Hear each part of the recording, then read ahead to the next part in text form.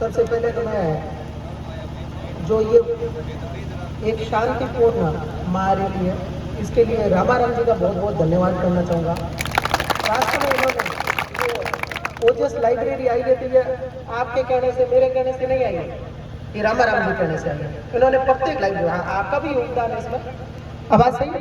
हाँ, तो ये आपके और मेरे कहने से नहीं आई है, ये रामाराम जी के कहने से है कि प्रत्येक लाइब्रेरी, आप सभी को ही पता है, अधिकांश विद्यार्थी लाइब्रेरी से भी आए हैं, तो प्रत्येक लाइब्रेरी में जाकर संपर्क करना और एक इस आंदोलन पर कोई भी आंदोलन है उसको रैली करना शुरू रहेगा। तो इस शांतिपूर्ण रैली के लिए जो अपने मेन लीडर रहे, जो एक गाइडलाइन तैयार की, उसके लिए सर का बहुत बहुत धन्यवाद। इसके अलावा जो महानुभाव लोग हैं अन्य, उनका भी योगदान रहा।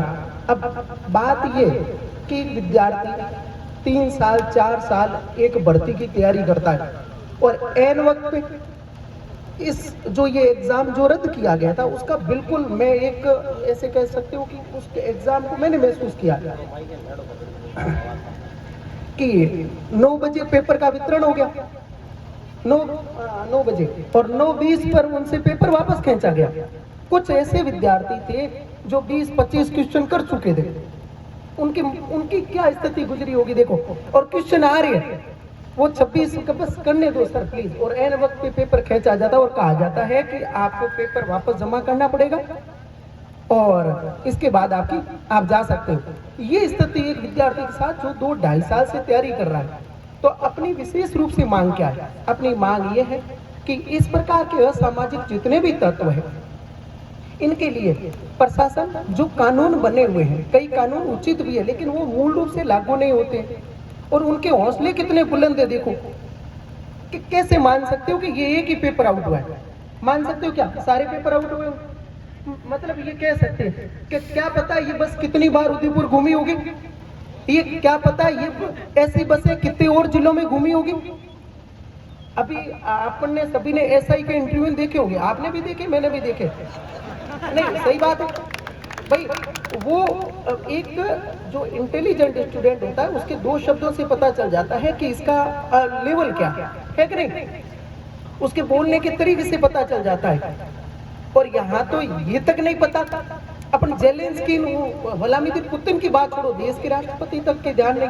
हाँ, हो सकता है नहीं भी हो, ये भी कोई जरूरी नहीं है, लेकिन फिर भी उनका कॉन्फिडेंस है, वो बताता है कि इनके पास नॉलेज उतना नहीं है जिस पद के लिए वो क्वालिफाई कर रहे हैं, तो वो आगे क्या बनाएंगे। तो इस प्रकार मेन अपना टारगेट ये है कि प्रशासन और सरकार को सचेत करना कि इस प्रकार के जो गतिविधियां हो रही हैं, जो बेरोजगारों के लिए एक मतलब कुल्हाड़ी है जो उनके सर पर बहुत तेज वार के साथ होती है, और उससे संभल कर पुनः भर्ती की तैयारी करना। अब आप में से जो भी एग्जाम देने जाएंगे अगला, उनके दिमाग में पहली बात ये होगी कि कब खबर आए आउट हो, कब, हाँ रियल बात है कि अब खबर क्या पता आ जाए कि आउट हो गया पेपर। एग्जाम चलते हॉल में ऐसी घटना हो सकती है, तो संभावना है। प्रत्येक विद्यार्थी के दिमाग में ऐसी चीज रहती है, तो वो अपना पूर्ण कॉन्फिडेंस के साथ 100% नहीं दे पाता। प्रजेंट एग्जाम हॉल में जो दिमाग काम करता है, उसके साथ जब ये बात आनी शुरू हो जाती है तो उसको विचलित हो जाता है। इस प्रकार जो ये घटनाएं हो रही है, इन घटनाओं पर रोक लगाई जाए, सरकार से यही विनती है। और आप सभी जितनी ज्यादा संख्या बल के साथ शांतिपूर्ण आंदोलन से, अपने इतिहास में कई बार पढ़ा है कि अहिंसक आंदोलनों ने ही भारत जैसे विशाल इस देश को स्वतंत्रता दिला दी। तो शांति के साथ बिल्कुल किसी, अब वैसे बाड़मेर की धरा में अपन ने ये देख लिया है कि हम शांति के साथ बहुत कुछ कर सकते हैं, है कि नहीं। शांति के साथ ये अपने रिजल्ट दिया है और आशा करते हैं इसमें भी अपन को काफी सफलता मिलेगी। सभी जो आप पधारे विद्यार्थी, अपन शांति के साथ क्या क्या आगे की रूपरेखा रहेगी वो रामाराम जी बताएंगे सर। और मेरी तरफ से आपको इसके लिए, इस प्रयास के लिए धन्यवाद। और ये आपका है, मैं इसमें आकर या मैं बहुत ज़्यादा बढ़ चढ़कर भाग लूँ, कोई मतलब नहीं है। इसमें आप और कुछ समय के लिए, कोई लंबी घटना नहीं है, इसमें आप कुछ ही समय में अपने संख्या बल के साथ पहुँचोगे तो आपको सफलता मिलेगी। और कठोर कानून होंगे तो आपको सफलता मिलेगी। और आप जो जिस लक्ष्य की, एक और छोटी सी बात बताना चाहूँगा, आप ज़्यादातर अपन जो अपना बैकग्राउंड है वो इतना भी मजबूत नहीं होता।